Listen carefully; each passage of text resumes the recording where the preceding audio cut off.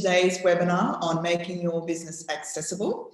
This webinar we're presenting as part of the Build Better Business program that Sparrowly Group are implementing across the country, also in conjunction with Business New South Wales and Small Business Month. Thanks for joining us today. My name is Giovanna Lever and I'll be your presenter today. And for those that I don't know, I'm the Managing Director of Sparrowly Group with over 20 years experience in building and scaling businesses and their brands. Hi everyone, I'm Jackie Hicks and I'm today's co-presenter. We're also joined by Ben on tech support, and we'd also like to welcome our special guest, Steve Wareham, the Community Development Facilitator at City of Newcastle Council. So just some housekeeping before we begin. Your video and audio has been disabled for the presentation. This session will be recorded and a link of the video will be sent to all those who have registered, as well as the resources we've mentioned. We welcome you to revisit the recording or yourself and share it with colleagues to watch on demand. If you have any questions, please pop them in the Q&A box and we'll go through these at the end. And if you're having any technical issues, please use the chat box and we will respond to you directly. Now let's get into today's webinar. Now this is a really big and important topic, and we may spend about 25 minutes or so to get through the content, and then we'll go into question time. Now, so that you can fully concentrate on the information to come, we're going to turn off our videos. We'll just quickly do that. Fabulous. Now, to set the scene and provide you with some background, both Jackie and I are the co-authors of an independent discussion paper that we released in 2018 and we update it annually, called Creating Real Inclusion, a call to arms to the tourism industry in support of people with disability. We developed the paper initially as I have a family member with a hidden disability, and when travelling domestically and internationally, we found that her needs were highly compromised due to the lack of care and attention given to the needs of people with disability. Since being released, we've been fortunate enough to continue the discussion about accessibility in the domestic tourism sector of Australia. But most importantly though, is that we've been advocates for the people who need their voice heard most, people with disability. So let's get into it. Today we're going to discuss: what does accessibility and accessible business mean? Why it's important to you, and what's the opportunity for you as a business? What does the accessible customer need? Highlight some examples of businesses and organisations doing it well. And finally, what you can do to be accessible ready. Let's get into it. Let's begin by defining what having an accessible business means.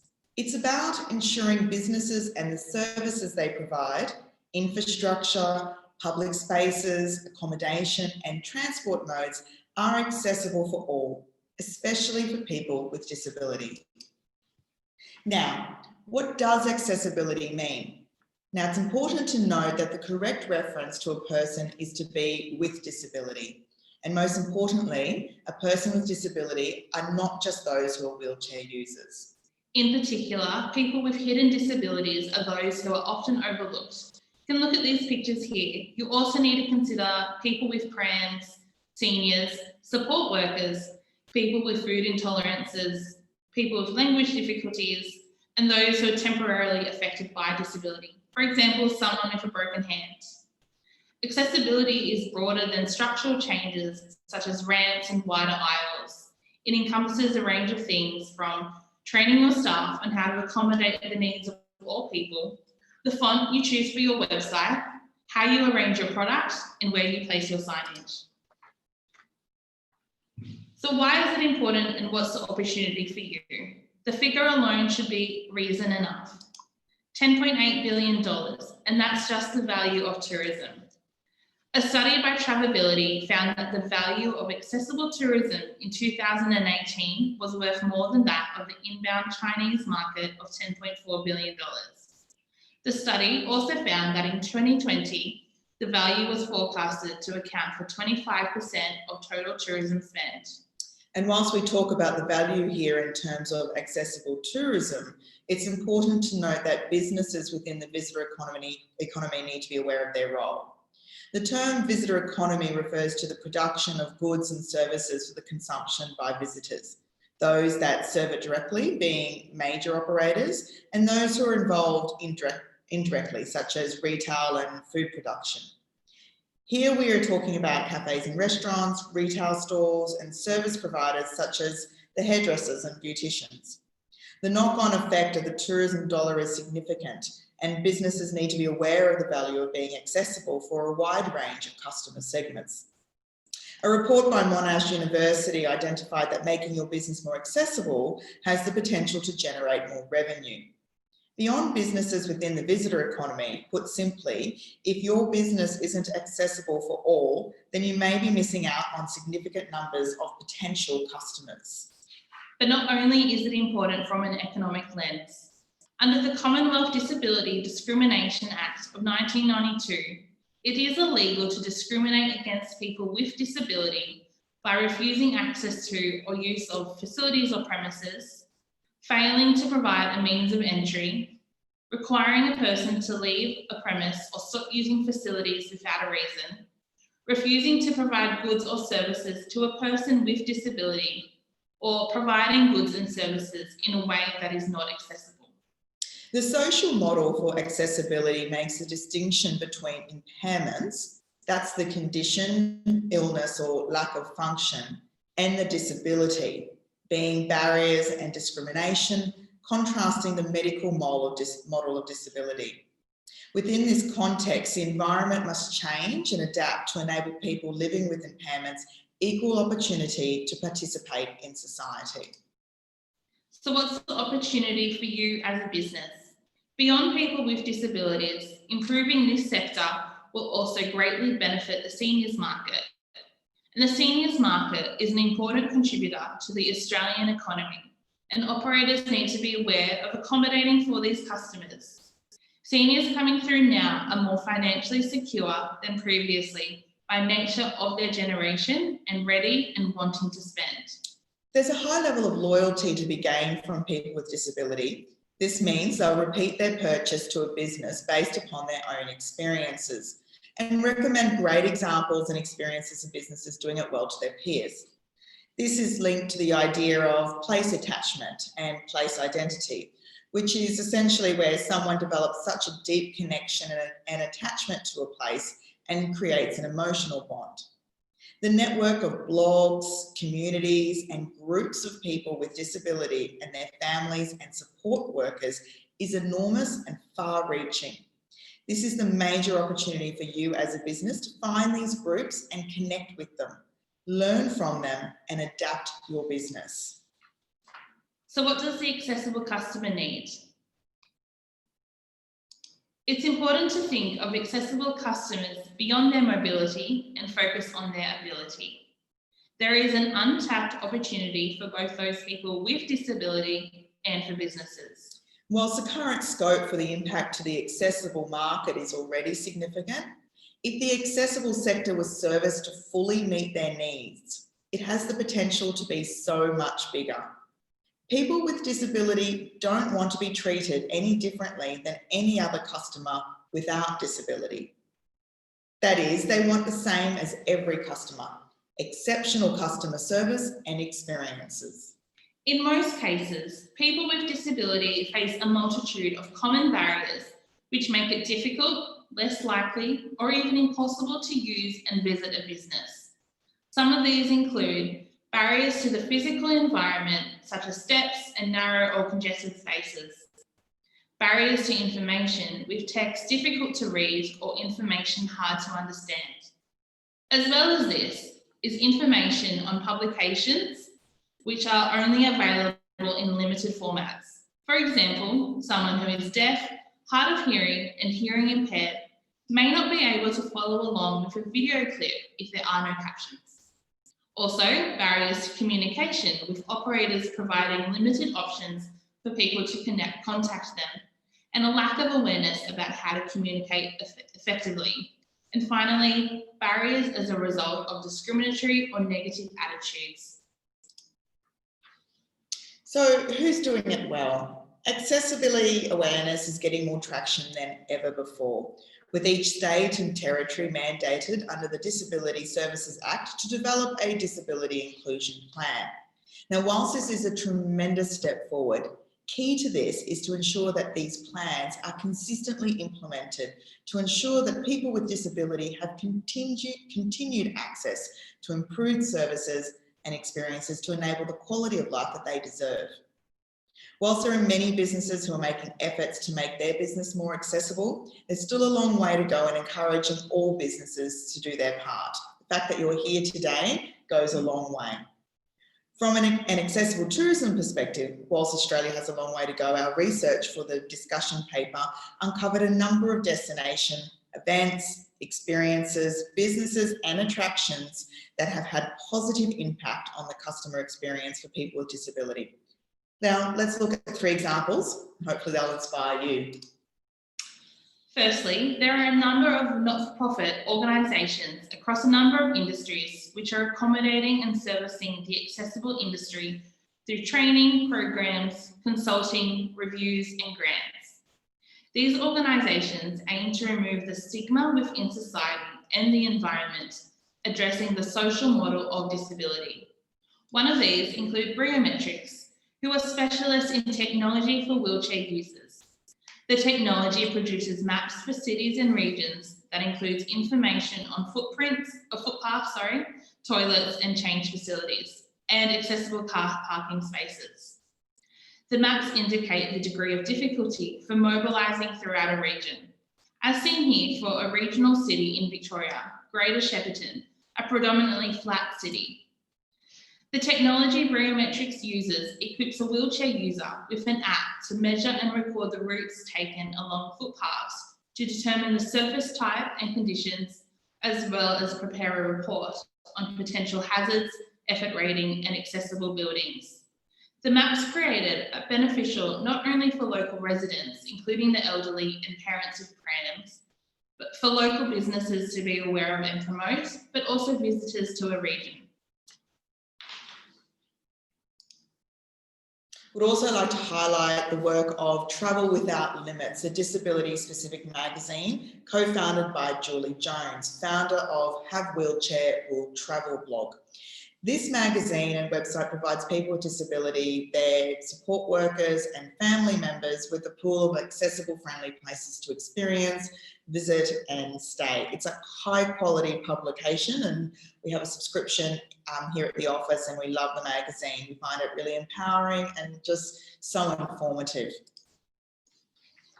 The final example are the efforts where national parks across several states have introduced trail riders, creating access into most national parks. It allows the person with disability to ride anywhere that is marked out as a walking track. The single wheel of the trail rider can weave its way amongst the obstacles on a typical mountain track, whilst 1 to 2 people guide and push the trail rider. For more examples of those initiating change and positive experiences, be sure to look at our full discussion paper, which will be linked in the resources. Now, what can you do to be accessible ready? Firstly, a change in attitude from looking beyond the tick boxing exercise to be compliant to one that's truly customer centric and commercially minded. We all need to recognise that the problem is that society puts up barriers for people with disability. It's not people with disability that are the barrier.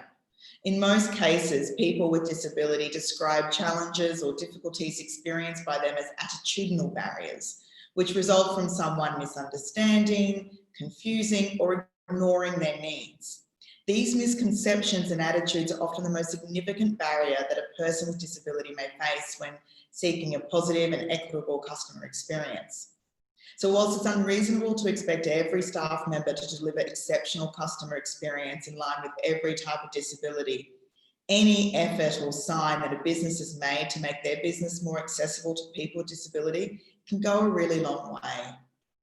An ideal model would see universal design principles applied for all experiences, products and services, appropriately meeting and adapting to the needs for all people, regardless of their abilities. So before we get into our checklist, let's look at these 5 steps in building an accessible ecosystem which My Travel Research has prepared. Firstly, consulting is at the foundation of the market. It's important to engage with people with disability and their broader community, as well as your staff and operators and local government at a starting point to determine exactly what is necessary for people with disabilities to visit your business. The second step is inspiring and educating with service providers and operators across industries and within the destination about the potential of untapping the sector. Depending on the size and locale, this could also include working collaboratively with other operators within your council and the destination itself. The third step is collating and bringing together service providers and peak bodies to provide and identify key areas of exploration and development. It's recommended that businesses start small and develop as you grow where necessary. It's really important to understand exactly what you're trying to achieve and for who. And it's not recommended to announce that a business is accessible if it only meets the minimal needs. The fourth step is the promotion to get the right message across to customers and people with disability.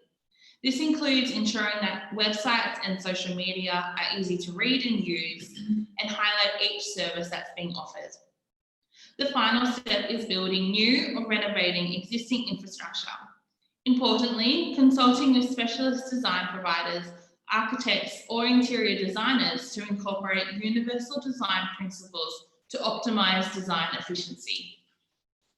All right, now let's look closely to the checklist, which has been developed to help you review the accessibility of your business and identify changes that you can make to improve access for existing and new customers with disability and mobility issues. Now, it's quite small here on the screen. Don't worry, you will all receive a copy of the checklist in the resources in your email tomorrow. This self-assessment checklist should act as a guide. We recommend using it in conjunction with gaining feedback from your customers to enable continual small but impactful improvements. First, let's look at how accessible your business is in terms of the surroundings, signage, access, interior, amenities and procedures. So some things you may want to consider.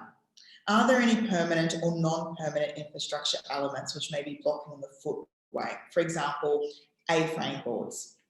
Are there any designated accessible parking spots close by? Is there clear and easy to read signage to identify your business from the street? If there are steps to enter your business, do they have a good surface in that they're non-slip and are in good condition, have adequate lighting and contrasting step edges? Internally, are there wide and clear walkways? Is there clear space between furniture and stands for a person to maneuver around? Are the wall colours neutral with colour contrasting door frames with window trims? Now, this is especially important for people who are visually impaired and people who are colourblind. What amenities are available either in your business or close by? And by this, we mean the accessible bathroom facilities and the baby change areas. Now we'll look at your experience and how accessible that is in terms of your staffing and overall customer experience. So some things to think about. Are there feedback forms or alternative ways in which you're able to obtain feedback, whether it be in person, by phone, or by email? Does your staff receive customer service training, including disability awareness? And are your staff available and prepared to service and attend to customer needs, which may include speaking clearly, writing information down, and interpreting gestures, expressions, and messages?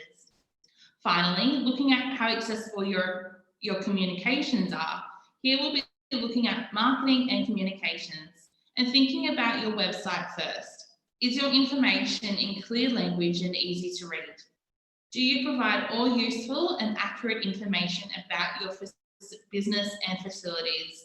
And if you do have accessible features in your building, do you provide images and proof points? Are there simple directions to your business? Does your website and social media accounts provide clear business information, your address, phone number, and opening hours? And finally, do you provide alternative ways to communicate with your customers visibly or audibly?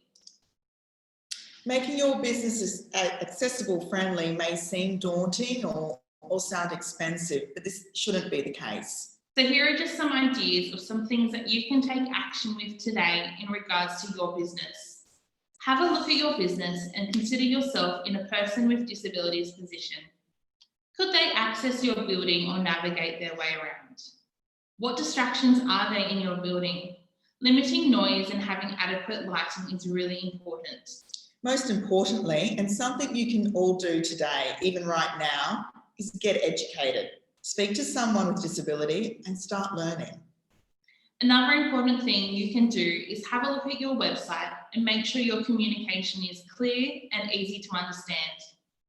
And importantly, if you are a tourism operator and you have an Australian Tourism Data Warehouse listing or are looking to create one, it's really important to include all the accessible features you have in your business. Please don't hesitate to contact us if you would like some more information on this, and we'll share our details at the end. So to wrap up, you'll receive a checklist so that you can do a self-assessment on your business. This checklist will help you understand the areas where you're providing good access and areas that require access improvement. You can take these areas which require improvement and group them into the following areas. Those actions which you can take now for little or no cost. Those you can take in the medium term that don't require renovation to your building but may include some costs. And those that will be long-term projects which will require significant investment into a redevelopment or renovation for improvements. In summary, ignorance is not an excuse. To not pay attention to this important sector as a customer and make efforts towards accommodating their needs, you're not only doing a great disservice to people with disability, you're doing a great disservice to your business and missing out on a loyal customer base who, with the right care and attention, they want to spend money with your business. Tomorrow, you'll receive an email from us with a recording of this webinar, presentation slides, and other links you might find useful. Please feel free to share this email with other colleagues or businesses that you think might find it useful. Okay, now we're going to get to our question and answer panel, and we'll turn our videos back on now. We'd like to welcome and introduce again today to assist in this panel is Steve Wareham from City of Newcastle. Excellent. What have you got for us, Ben? Yes, thanks, Giovanna and Jackie. I'd also like, in addition to Stephen, we have a late arrival for the panel from Briometrics, who was mentioned during the webinar. We also have Eckhard Camara from Briometrics, and so he might be able to help answer a couple of our questions as well. So welcome to Eckhard. Firstly, I guess a question probably for Steve. I guess it'd be interesting to understand what responsibilities as a business does my landowner have to make my premise accessible? Yeah, so as mentioned in the presentation initially, there's a range of legislation to be complied with.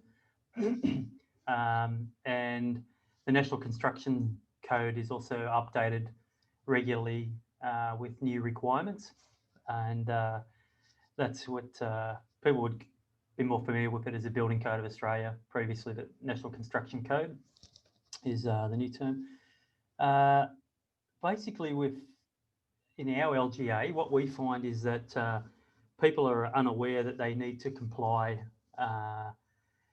when they're starting a new development. So if there's a DA going to be lodged, then that's what triggers having to be compliant with the legislation. So people will often say, even at our own facilities, oh, this toilet isn't a fully accessible toilet, doesn't comply with the National Construction Code. We'll say, no, that's because it was built in 1990 and it hasn't been upgraded this community hall because not many people use it. It's in an area where it's at the end of its life cycle, and we hope to replace it with a brand new building that's fully compliant. But if we were to commence an upgrade in that kitchen for a Meals on Wheels group or something, then anything we do in that requirement would be required for us to comply with the current legislation. And that would be, making the building accessible for access to premises. It would be in regards to making sure the toilets are accessible, that there was appropriate lighting in the space, that there were non-slip surfaces, a whole range of aspects that are under the National Construction Code. So yeah, that's basically where we come up against it every day when someone rings in and says this isn't compliant. Take parking spaces on the street, for instance. The new requirements for that are totally different to what we had, 10, 15 years ago or whatever. So you'll see a lot of accessible parking spaces that are not compliant with the current legislation, and people get confused about that, why it doesn't have the same features as a brand new one they've seen somewhere that's been built in a shopping centre or built in a new suburb. Great, thanks, Steve. I mean, just another follow-up that's come through. I mean, as a business, if I'm, after watching this webinar, looking to try and make my business more accessible, what types of support should I be looking to my local government council to help with that endeavour? Yeah, well, just speaking quite frankly, I mean, we have been focused in our Disability Inclusion Action Plan over the last 4 years about trying to get our ducks in line and making sure that we're, walking the walk as well as talking the talk, and that's difficult for everybody. The best part around what people can do, yesterday, because everyone wants everything to happen at once, is work on attitudes and behaviours. So for us, it's about training our staff, making sure that not only our forward-facing staff have appropriate behaviours and attitudes to be inclusive, but also to realise that all of our staff benefit from that, because disability isn't just across the customer or someone else, it's around us. And I know simple conversations I've had within this organisation previously were, what sort of jobs do people with disabilities want? And I would say, well, how many jobs do we have? Oh, about 1,100. Well, they want 1,100 of them. So once we have that assumption of what people with disabilities want, we've missed the first part of listening. So if I was in business, I'd be talking to my customers about what the requirements are, try to observe any barriers that I see in my workplace, in my location, but specifically building that bridge through appropriate attitudes and behaviours. And I'll give you another simple example if I can go on a bit further, if that's all right. So slight nod of the head there. Yes, all right. Yeah, go for it, Steve. So we might have an event at a community building. We may have staff who want to offer assistance. They approached a person with vision impairment who was getting some assistance from someone else and said, is there anything we can do to help? And the person said, oh, no, I'm fine. I've got some assistance here and I can navigate my way around. They said, oh, well, I'll just follow you in so you can get to your seat. Where are you sitting? Showed them the tickets, and totally helpful, great attitude. But then when they got to the row, they stood at the end of the row and said, blind person coming through, which is a terrible way to treat someone. I would hate that they'd say fat, bald person guy coming through if they were taking me to the seating. But that person reported back that the attitude was great, but the behaviour was terrible. So in trying to be welcoming and, whatever, we'll always make some faux pas that, and I think people with disabilities will often report to us that they don't mind if people make mistakes or faux pas. What they care about is if people's heart are in the right place and they're trying to make it work. I think that's a really great point, Steve. And it is, and we mentioned earlier, those attitudinal behaviours that really will make a big difference.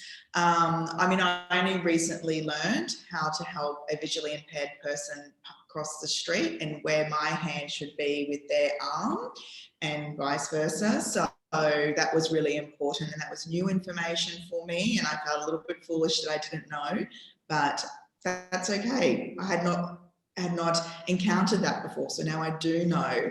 As an organisation, there's quite a number of us at Sparrowly Group who are about to embark on Introduction to Auslan. It's a really reasonably priced course, and so Jackie and I are about to start amongst our other team members. And say, for example, you're at a cafe or retail, it goes a long way. It's no different to say if you're in France and you learn a few words of French. It's the same with with Auslan. At least, like if you have some even be it limited, it just shows that you're making an effort. So we can certainly add the link in the resources to the Auslan course. Back to you, Ben. Yeah, thanks, Giovanna. Eka, we have a question here for you. Some people sort of interested in Briometrics, and I guess from a business perspective, interested to understand how, if they would work with Briometrics, and I guess a follow-on for that, which is more so on the council side, the way in which Briometrics would work with council, and how that then relates to businesses as well. Briometrics, we focus on the footpath network and the pedestrian network in the city. It's very important, and a lot of people don't realise how difficult it can be to navigate for a person in a wheelchair. So basically what we're looking for is there a continuous pathway from the transport, whether it be a bus or a train or a private car, and is there a continuous pathway through to the destination that you want to go to? So the first question you can ask as a business is there anything obvious in the way that we should advise people about? Because we know we can't change the infrastructure, but we can give people information about routing a different way or whatever. The other thing we look at is the effort that's required. When we walk, we actually we use our strongest muscles, our butts and our thighs and stuff, and they're very strong muscles, and it takes relatively little effort to walk. By contrast, when you're using your shoulder muscles and things, it's quite difficult, and you cannot generate as much power. So, relatively speaking, there's a lot more effort in pushing a wheelchair around than there is walking. And quite small gradients can actually be quite difficult for people, especially people beginning in wheelchairs. So again, we advise people to drop their people off at the top of a hill and roll down towards the business or the destination. A lot of the time we find bus stops are at the bottom of hills and things. So basically using the terrain to your advantage, that's the way we do the planning. The best way to do it is to get a group of people together in a precinct or whatever and map the precinct and say, look, let's invest in showing people the way from the station or from the transport network to our business. Fantastic. Yeah, it's terrific. Thanks, Eckhard. And I guess probably a follow-on question maybe for yourself, Steve. What's the best way for businesses that are looking to, I guess, bandy together perhaps and sort of try and improve for their own business how they become more accessible? What are the ways in which they can work hand in hand with council to resolve particular issues that they may face? Yeah, well, I think it depends on what that issue is, because obviously, council is a broad beast. So if it's in relation to roadside infrastructure, then we can provide information about what our time frame for replacement of that is. If it's about accessible parking in near proximity, it might be about asking us or putting requests in to upgrade connectivity. So as Eckhart mentioned about continuous accessible pathways of travel. So for instance, we may have some accessible parking spaces, but if the garden bed's overgrown and blocking the footpath, then having a 1100 millimetre wide or footpath might not do the job if the garden bed's overhanging half of that footpath. So a person in a wheelchair going past or anybody with moving up and down that footpath's getting covered with water when it rains on that tree that brushes up against them, and that's not as much fun. There's no point building infrastructure if people can't access it. So it's about talking to your local council about what they can do, what aspects they can work with you on within our budget constraints. And it's also talking to consumers. And I mean, I've got numerous examples of people who've complained to me about bus stop locations or access to a bus stop. And like Eckhart mentioned, it might be about rethinking about what the pathway of travel is that's suitable, what's safest. It's the same we do with cycleways or shared paths, looking at if they're on road, where people can travel on those and not down the main road, but maybe via the back streets, and how we can enhance that network to provide a safer and better connectivity. But the other thing is about working with people in the community, people with lived experience of disability, and seniors, carers, all that sort of side of it. Though that information, unfortunately, people with disabilities have been labelled with the responsibility to educate everyone else as well, which is a bit tiring, I'm sure, for people with disabilities at times.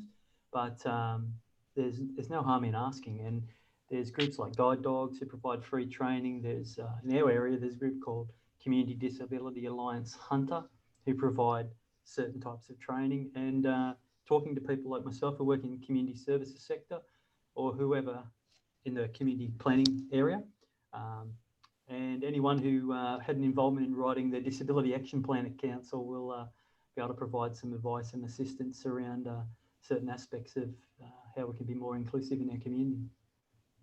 Yeah, it's fantastic. I think asking and talking is, you know, the number one step every day, and just don't assume.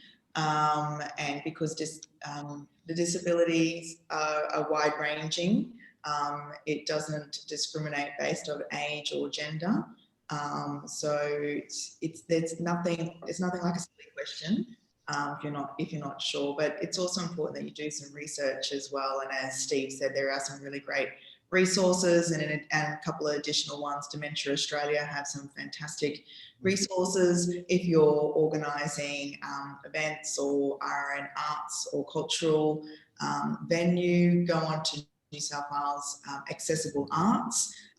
They are a fantastic bunch, and they actually volunteered to do an accessibility review of our Sparrowly Group website. So come January, when we have a little bit of downtime, that is the first lot of improvements that we will be making. And we thought we had a pretty good website, but some of our the contrast in colours with the images and the font and the colour on with the words aren't as great as they should be. So we never stop learning. We don't profess to be experts, but it's all about sharing, building, and growing that awareness and having that discussion. It's really, really important. Any other questions, Ben, before we wrap up? No, that brings us to the end of the Q&A, so I'll hand it back to yourselves. Thanks. Thanks. Just before we do go, if I could just add. Oh yeah, sorry, Steve. A couple of points. One is that it's about looking at your business type. Like, I don't know what type of business people are running in this scenario or who will see this, but it's basically looking at your business type and how you engage with customers and potential customers. And so, for instance, if you're a business that's, I'm sure there's other examples in that assessment sheet that you showed before, or the checkbox. If you're running a menu, a cafe with a menu or whatever, and you've got small font writing on that menu and it's a dark lighting in that cafe, well then someone who's poor vision or reduced vision is not going to be able to read that menu and may order less or choose to just say coffee instead of having one of those fabulous meals that you're producing. So you could provide a range of different caliber glasses available in your venue. You might have a range of cheap glasses there that you can offer them to look at, or you might just have your menu on an iPad that's behind the counter that you can whip out and provide them for, where you can enlarge that font and they can have a look at it. They might also have photos of the meals, which might help people who are less communicative with verbals, where they can actually look at what the meal is that's being provided. So whatever business you're doing, it's about marketing it in a way that's appropriate for the whole community. Why would you just want to sell to some of the population when you can sell to all of the population? So good. Thanks, Steve. Thanks, Steve, and thanks, Eckhard, as well. So these are our Giovanna and my contact details, so please feel free to get in touch with us. We'd love to hear how you're making your business accessible.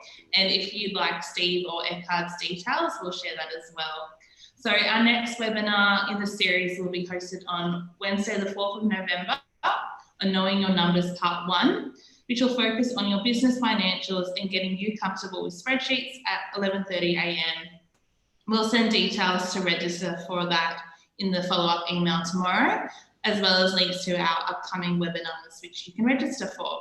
So thank you for your time in joining us today. We really appreciate how important your time is and hope you enjoy the rest of your day.